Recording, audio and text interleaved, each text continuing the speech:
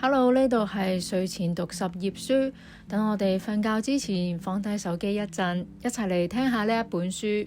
呢本書叫做《持續邁進》，作者係尼克馬朱麗。我哋嚟到第14章啦。點解你唔應該等到低位先買入？連上帝都輸俾嘅平均成本法。如果上一章未能夠說服你放棄市場擇時嘅話，咁呢一章一定得啦。因為我準備咗好多數據支持，夠膽講係會說服到你。首先，我哋玩個遊戲先。你想象下自己穿越返去1920年同埋1980年之間嘅某個時間點，你要喺之後40年投資美國股市，而你可以揀嘅係得2種投資策略。第一，平均成本法，每個月固定投資100蚊，無論市場係點樣樣。第二，逢低買入，每個月儲100蚊，只係喺市場跌嘅時候先買入。為咗令到策略更加優化，我仲俾咗個雙低試過你係會完全知道市場喺歷史新高之間嘅最低點喺邊，確保你每次買入都係喺最低價。遊戲規則好簡單，你唔可以買咗股票之後又即刻賣翻出去，只可以一直持有到40年嘅期滿。你會揀邊個策略？平均成本法定係逢低買入？理論上好似逢低買入一定會贏，因為你知道幾時係最低位，總係買得比其他人平。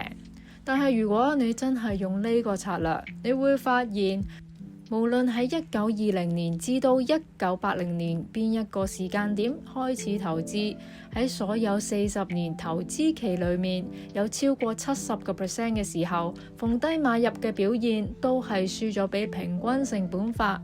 連上帝都輸咗俾平均成本法，點解會咁呢？因為逢低買入要成功嘅前提係你會知道大跌係幾時會發生，同埋準確掌握到時間點。但係現實係市場大跌嘅時候唔係成日都發生。回顧美國股市嘅歷史，大跌主要集中喺1930年代、1970年同埋2000年代。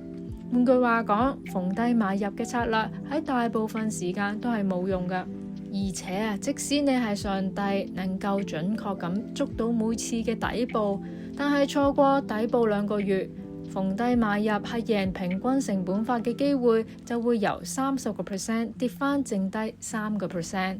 我唔係淨係講理論，我會用歷史嘅數據解釋俾你聽點解係會咁，理解逢低買入係點樣運作。為咗更加清楚了解逢低買入，我哋嚟睇下1996年至到2019年嘅美國股市數據。喺圖表入面，我標示咗24年間嘅 S&P 500歷史新高嘅位置，括好灰點。之後我喺同一幅圖裏面，每次嘅低點就係黑點，即係2個歷史新高之間嘅最低點。呢一個就係逢低買入嘅策略買入時期。例子最明顯就係最低點嘅2009年3月，呢個亦都係自2000年8月市場新高之後嘅最低點。但係你會發現低點唔係淨係發生喺熊市，牛市期間都有好多唔明顯嘅低點出現。為咗更加直觀睇到逢低買入策略嘅運作情況，我畫咗另一幅圖，顯示咗策略1996年之間至到2019年間嘅投資金額同埋現金餘額。當市場出現咗低點，投資人就會將儲存嘅現金全部投入喺市場。最明顯嘅例子係2009年嘅3月。投資人喺9年儲咗1600蚊嘅美元，喺最低位一次過投入喺市場入面。平均成本法比起逢低買入，將逢低買入同平均成本法嘅資產價值比較，你會見到逢低買入嘅策略喺2009年3月之後先開始跑贏平均成本法。但係睇返平均成本法每個月嘅資產增長，你會發現第一，越早嘅投資增長越多，複利嘅力量。第二，某啲嘅月份投資增長特別高，例如2009年嘅3月。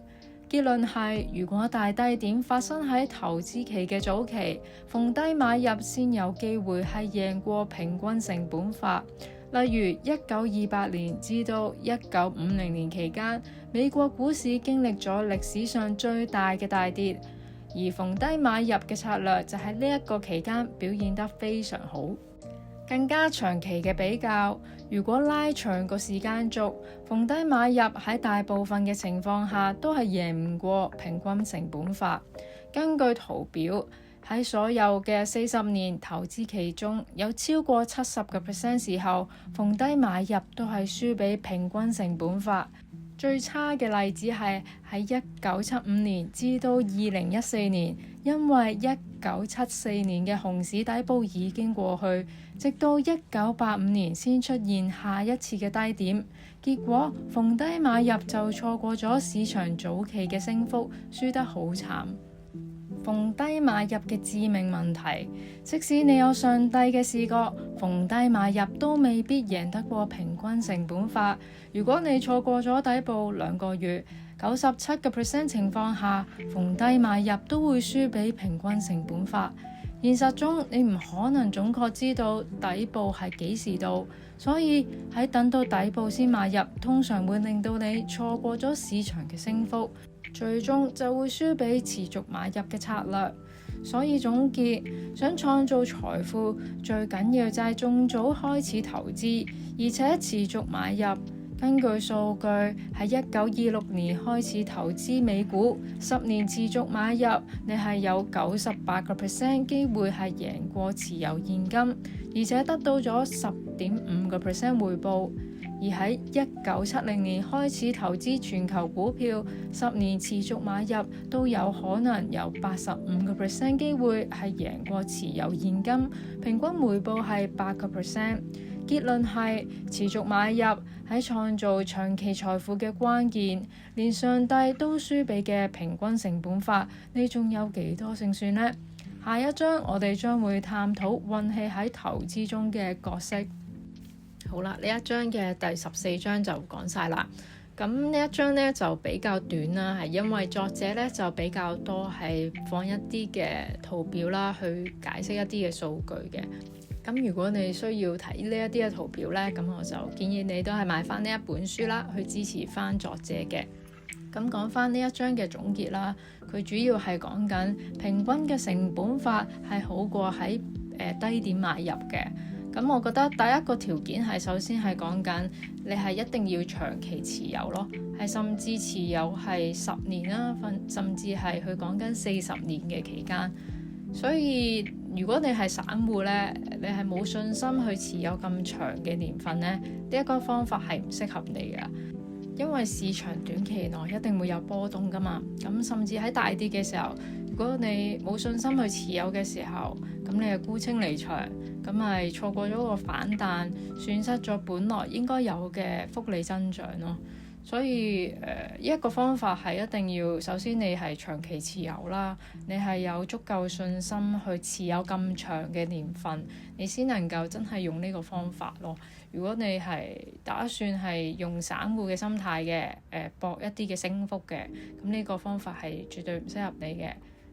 咁我覺得呢個方法呢都適合大部分人嘅，尤其是係新手啦，可能冇咁多數據啊，或者冇所謂嘅盤感啊，咁你唔知個市場係大約邊一啲嘅時間去有一個升幅嘅時候呢，平均買入法呢係絕對適合你嘅，所以可以參考下究竟呢一個方法係咪適合你性格啊，或者你嘅投資年份。